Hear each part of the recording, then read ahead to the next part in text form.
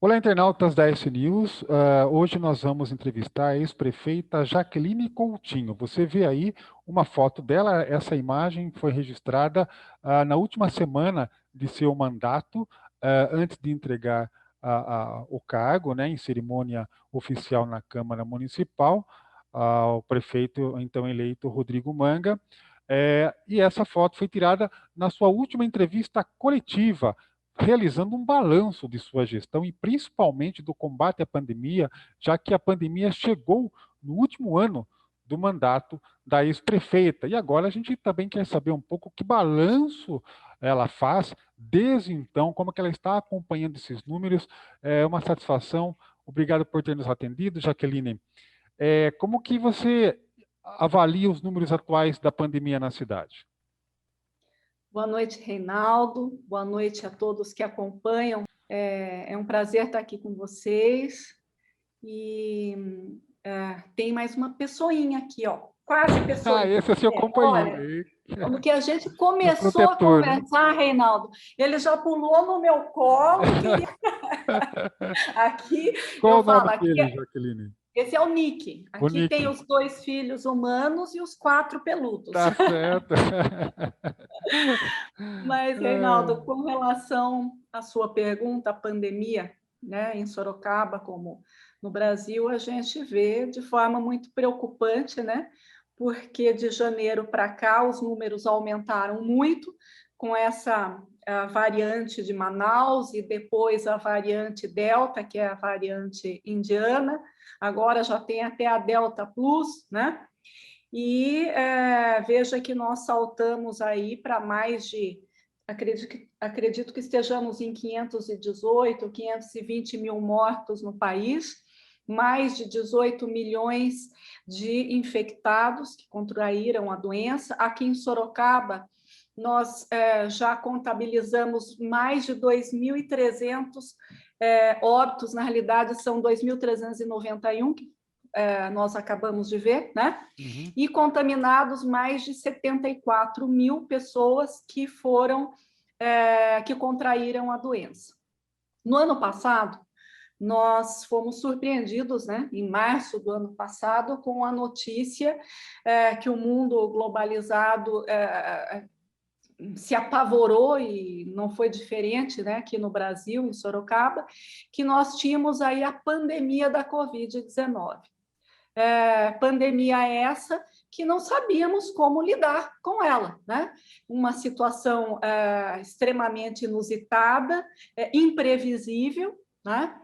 E no ano passado, tão logo tivemos a notícia do governo do estado, que começou a se mobilizar, isso já no dia 14, 15 de março, nós também, Sorocaba foi a primeira cidade que decretou estado de emergência. A partir daí, nós tínhamos, com a decretação do estado de emergência, nós tínhamos maior flexibilidade para adotar providências com mais celeridade, com mais rapidez, a partir da administração municipal. E fizemos isso. Tanto é que Sorocaba, ao longo do ano, de 17 de março, que foi o primeiro caso, até o dia 31 de dezembro, que foi o último dia do meu mandato, nós tivemos em torno de 540 óbitos, né? E conseguimos manejar bem a pandemia. Podem até falar, mas na época não tinha todas as variantes, mas cada época, cada situação demanda ações específicas, e nós fizemos isso. Mesmo surpreendidos, assim como o mundo todo surpreendido com essa doença terrível, nós sempre tínhamos o controle da situação. Veja que nós tínhamos 40 UTIs contratualizadas com a Santa Casa, UTIs para leito de UTI para doenças diversas. Começamos com mais 20 só para Covid, depois mais 10 foi para 30, depois 40.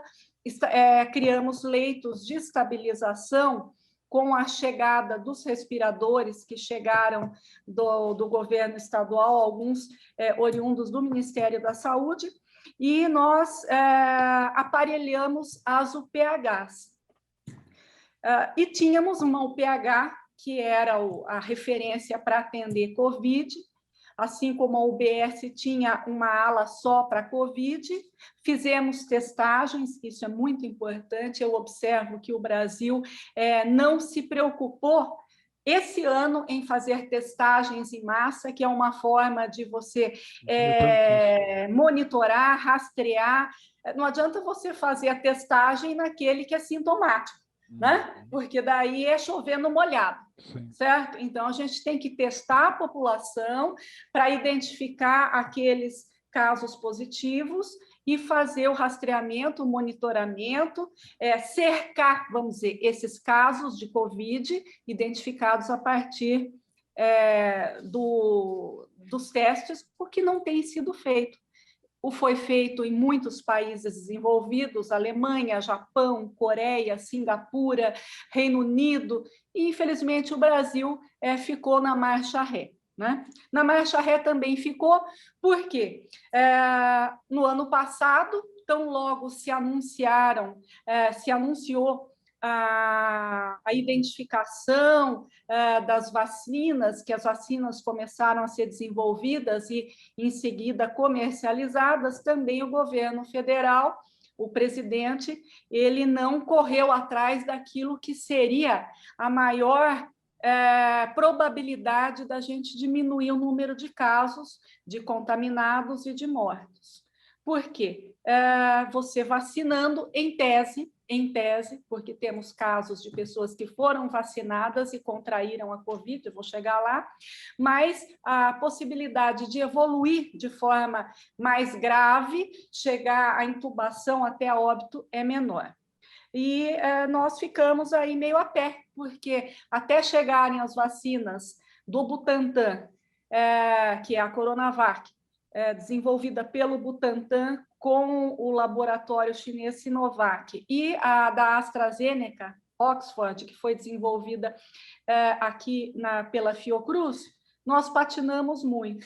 Não chegaram as outras vacinas, a negativa do governo em comprar vacinas significa aí que nós tivemos pelo menos 100 milhões de doses a menos, né? Sem contar de outros laboratórios que poderiam ter chegado. E seriam muito menos mortes, né? Muito menos mortes. Por quê? Isso está comprovado em todos os países, veja, Estados Unidos, Itália, Alemanha, Espanha, países que já vacinaram mais de 60% da população, o número de infectados e de óbitos diminuiu muito. E também, por via correlata, o sistema de saúde não colapsou mais, como colapsou no ano passado. Né? Então, não foi só no Brasil. Ano passado, a gente vivenciou momentos de terror. A gente via na TV a Itália, a Espanha, Estados Unidos, Reino Unido, com situações assim apocalípticas, na realidade. Mas eles conseguiram superar com as medidas de proteção, né? As medidas de contenção da doença, depois a vacina, a utilização de máscaras, enfim, todas as medidas protetivas que estavam disponíveis. E o que a gente espera hoje é que Sorocaba também melhore esse quadro. Ontem nós tínhamos 100% das UTIs do Sistema Público de Saúde ocupadas, na média de 90% a 94% dos leitos de enfermaria ocupados. Então, essa taxa, a tendência é diminuir. Agora, na sua ótica, Jaqueline, nesse momento de tanta apreensão, né, de todas as famílias, as perdas, você também perdeu seu pai, infelizmente, e agora a gente vê esse debate a nível nacional aí do impeachment do presidente. Seja o impeachment ou a eleição, na sua visão, há condições para impeachment, na sua visão? Se não acontecer, a reeleição dele realmente não está garantida? Por conta desse contexto, das mortes, da forma como ele administrou a pandemia? Olha, aqui eu vou colocar o emocional acima do racional e do jurídico. Pelo emocional, eu que perdi o meu pai. A questão de 1 mês, nem isso. Ele faleceu dia 15 de junho, por conta da Covid. Ele havia sido vacinado a primeira dose em fevereiro. Vacina esta que foi ministrada era AstraZeneca. E havia tomado a segunda dose, mas 3 dias depois já apresentou sintomas. Minha mãe foi vacinada com as 2 doses da Coronavac, teve Covid. Eu tive Covid. Quantas pessoas, hoje você abre as redes sociais, Facebook e jornais, você fica horrorizado o número de pessoas que estão morrendo. Então, emocional, o que eu estou falando não é só pelo lado emocional, afetivo, mas também lógico, prático, pragmático. Se as pessoas já tivessem sido vacinadas em mais de 60%, chegando aí a 70% da população, que já poderia ter acontecido se tivesse adquirido as vacinas o ano passado, quando o mundo todo, os países onde os líderes, os chefes de Estado e de governo se preocupavam realmente com a vida do seu povo, da população, nós teríamos muito menos mortes. Isso é óbvio. Né? Se já tivesse sido vacinado lá atrás e não houvesse atitudes negacionistas, mas o termo já virou até meio vulgar, negacionista. Não, atitude de quem não está nem aí com a população, com a vida da população, com a saúde da população. Por quê? Eu não sou médico, eu não sou cientista, eu não sou bióloga, eu não sou microbiologista, eu não sou profissional da saúde, mas nós que não somos profissionais, e mesmo que fôssemos, a gente tem que seguir aquilo que a ciência demonstra. Eu não posso simplesmente refutar, contestar, porque eu acho que eu sou a rainha da cocada preta, sei tudo. Não sei. Né? Imagine um presidente, um primeiro-ministro, que ele contesta aquilo que a ciência, que os médicos, que a OMS, que organizações mundiais de saúde, associações, sociedades falam. Porque eu acho que a minha vontade, o meu entendimento deve prevalecer. Não pode prevalecer. O que tem que prevalecer é aquilo que está comprovado, cientificamente comprovado. Eu posso achar muita coisa, mas aquilo não é eficaz.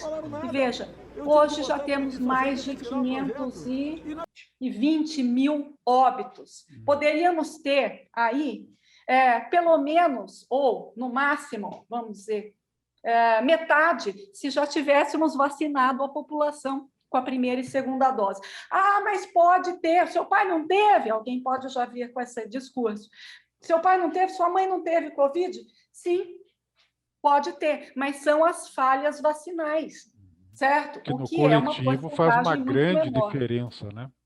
Exatamente, e tem aquelas pessoas que já estão mais predispostas por terem patologias crônicas, patologias que a deixam numa situação de vulnerabilidade.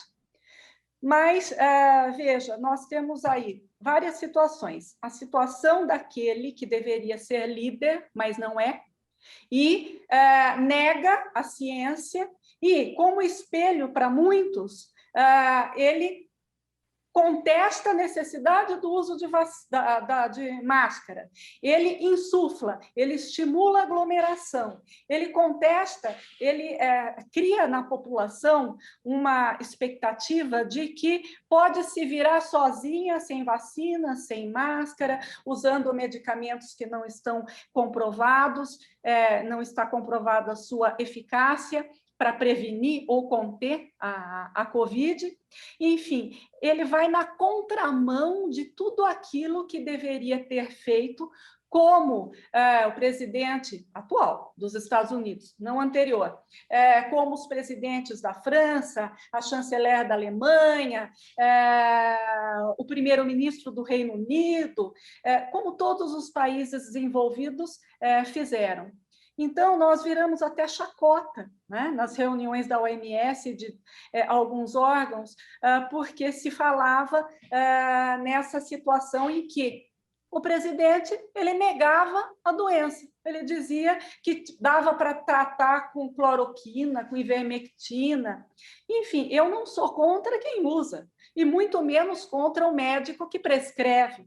Isso é uma relação profissional entre médico e paciente, uma relação ética entre médico e paciente. O paciente, se o médico prescreve, se o médico entende que deve prescrever e o paciente entende que deve aceitar aquela prescrição, não há nenhum problema. Eu não aceitaria. Eu não vou aceitar algo que eu sei que é ineficaz. Acho que é meio básico. Mas cada um tem o livre-arbítrio para fazer aquilo que acha, né? Então, eu não sou contra o tratamento. Eu sou contra a forma que foi colocado para a população como sendo algo que poderia ser milagroso, algo que poderia evitar a doença, e também nós tivemos toda essa negação, essa situação contraditória a partir do governo federal com relação às vacinas. Isso aconteceu aqui em Sorocaba também. Certo? O atual secretário de Saúde, o ano passado, ele ridicularizava, satirizava, se referia à vacina Coronavac como a vacina, né? E, infelizmente, sendo profissional da saúde, jamais a gente pode aceitar que haja uma contra-argumentação com relação àquilo que a ciência determina e demonstra, principalmente por parte de um profissional da saúde. Então, toda essa negação, essa situação de...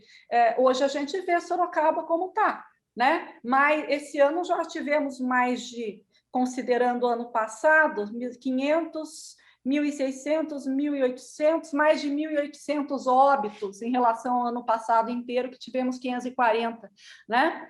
E tivemos a questão de, em abril, maio, nós tivemos mais de 100 pessoas aguardando leitos, mais de 90 pessoas aguardando UTI. Então, é meio básico também. Isso eu posso dizer com total conhecimento de causa. Um paciente que chega num estágio da doença, que precisa de uma UTI, ele não vai reverter, ele precisa da UTI, sob pena de, se não tiver esse leito de UTI, o aparato de uma UTI, não é leito de estabilização, ele vai evoluir mal e pode chegar a óbito. Por isso que chegamos onde chegamos, né? Nós tínhamos 40 leitos. Alta, né, Jaqueline? A gente a média está alta. Uma taxa de letalidade alta, hoje de 3,2%, e a média nacional é 2,49%. Isso, os números mostram que pode estar acontecendo isso, essa demora de conseguir vagas em UTI, está provocando isso aí. Com certeza, porque veja bem, nós tínhamos ano passado 40 leitos de UTI contratualizados com a Santa Casa. Esse ano tem 55. Mas tem mais, talvez, deixa eu ver, leitos de UTI. Nós temos no Santa Lucinda 2 de UTI. 2 de UTI. Né? Muito pouco. Veja a demanda. Nós temos no PA do São Guilherme, não temos UTI. Então, nesse ano que aumentou, quadruplicou, quintuplicou o número de casos, foram criados 17 leitos de UTI. Né? Mais o da AMEMED, parece que tem mais 2 leitos de UTI, são 19 leitos, são 55, mais 55, mais 2, 59 leitos de UTI. Uhum. Né?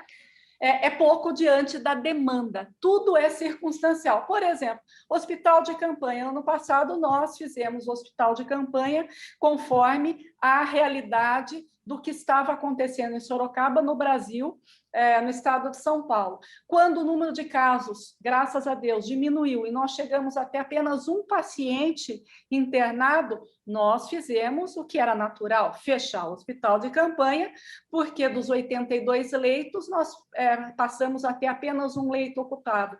E veja que no ano passado, nos 4 meses e 25 dias que nós tivemos hospital de campanha, tivemos 488 pacientes internados e 2 óbitos. 2 óbitos, 4 meses e meio, quase 5 meses de funcionamento do hospital.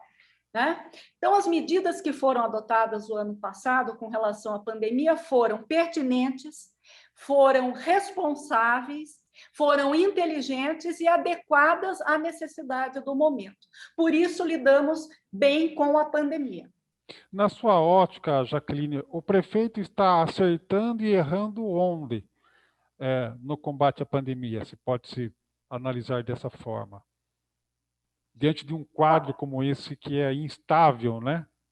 Existe um limite também que, se você tivesse no cargo, também enfrentaria Sim, essa sem dúvida, limitação. sem A dúvida. questão aí, Exato. o que diferencia um gestor, um chefe de executivo num momento como esse?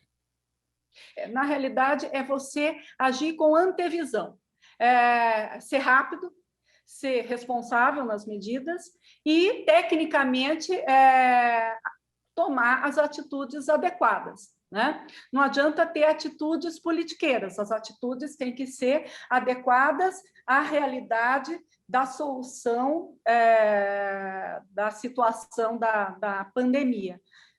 Se tivéssemos aí mais leitos de UTI que poderiam ter sido contratualizados, ou se não contratualizados, poderia e deveria ter sido, por exemplo, vamos colocar aí o PA do São Guilherme ou do Laranjeiras, ele poderia ter se transformado num PA UTI, né? Não apenas com leito, como tem alguns leitos de suporte, com suporte ventilatório.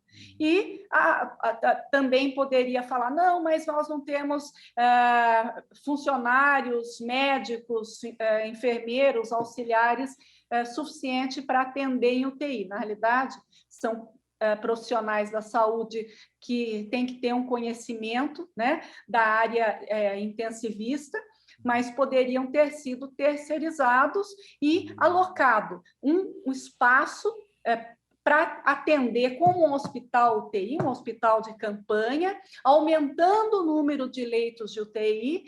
Também pode vir a pergunta, mas nós não temos equipamento suficiente, não temos, mas poderia alugar. No ano passado, tanto com o doutor Ademir, então secretário, como na sequência o doutor Marcos Fabrício, secretário da Saúde, o que nós fazíamos? Um monitoramento de manhã, de tarde e de noite. Então, a gente tinha controle total dos leitos, como estava evoluindo no dia, e tínhamos, tanto é que tivemos 540 casos, nenhum paciente deixou de ser atendido ou morreu por falta de atendimento,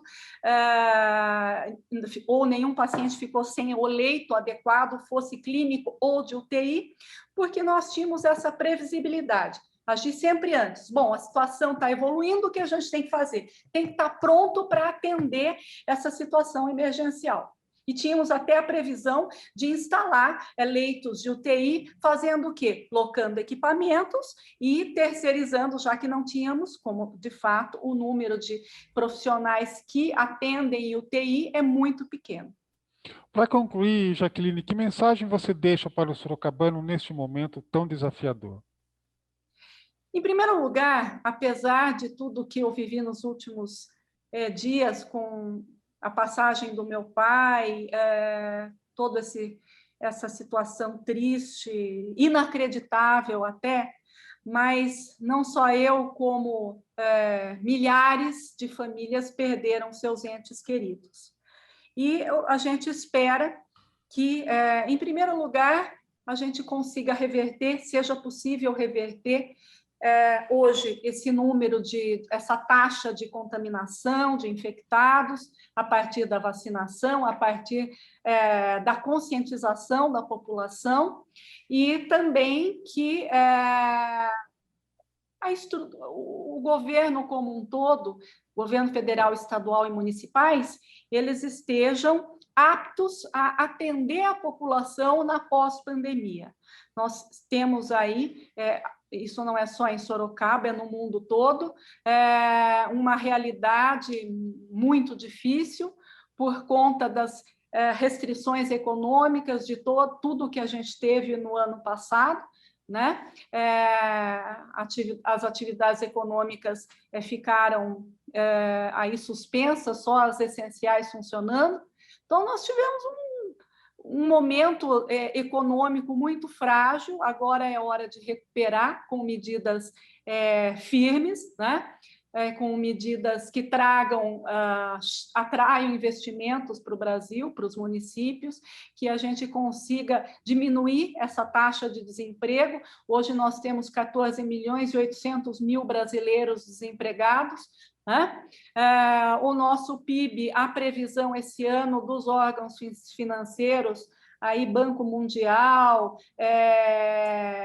a Focus, que é do próprio Banco Mundial, Banco Central, que é um órgão que presta consultoria. O que a gente tem? A gente tem aí que teremos um PIB em torno de 4,8%, né?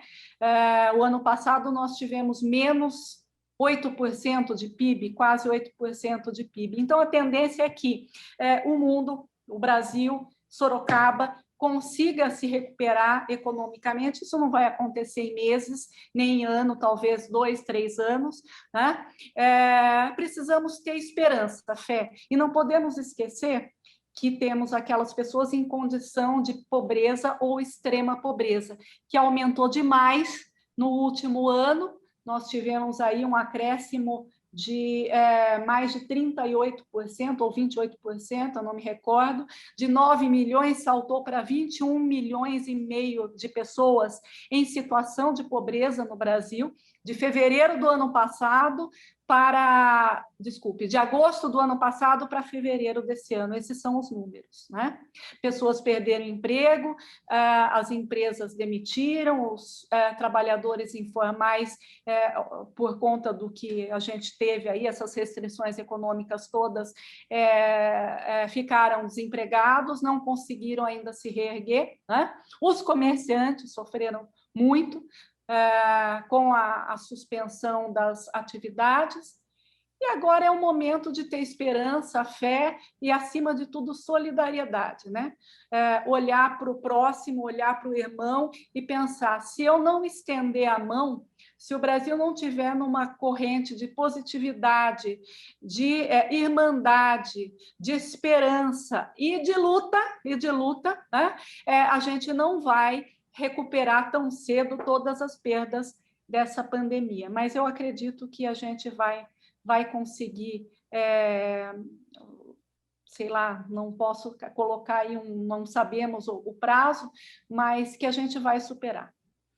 Tá aí, você pôde aí, né, acompanhar o pensamento da ex-prefeita Jaqueline Coutinho, graças a Deus está recuperada, né, da Covid, infelizmente teve o óbito do seu pai, mas uma realidade, um cenário, né, que se assemelha a tantos outros milhares de brasileiros, e que esperamos que até o final do ano, né, Jaqueline, a gente tenha aí uns números melhores, até para as pessoas, realmente, como você falou, né, essa esperança não pode acabar em hipótese alguma, né, independente desse cenário, né? Nós tivemos no ano passado uma campanha que a Jéssica Carvalho, presidente do Fundo Social de Solidariedade, quando eu era prefeita, ela fez uma campanha muito bonita, que era "Com solidariedade vai passar", né? Nós entregamos aí mais de 40 mil cestas básicas o ano passado, demorou um pouco por conta dos trâmites burocráticos do poder público, mas entregamos o kit alimentação e o kit hortifruti durante, acredito que 4 ou 5 meses do ano passado para os alunos da rede pública. Eu não sei se esse ano está sendo entregue esse kit, e foi uma forma da gente minimizar tudo aquilo que as dificuldades que as pessoas estavam vivenciando por conta da pandemia. Fora as campanha de entrega de máscaras, campanha de conscientização, enfim, eu acho que o momento é da gente se emanar, né? De estarmos juntos para termos uma perspectiva melhor, né? Essa é a realidade.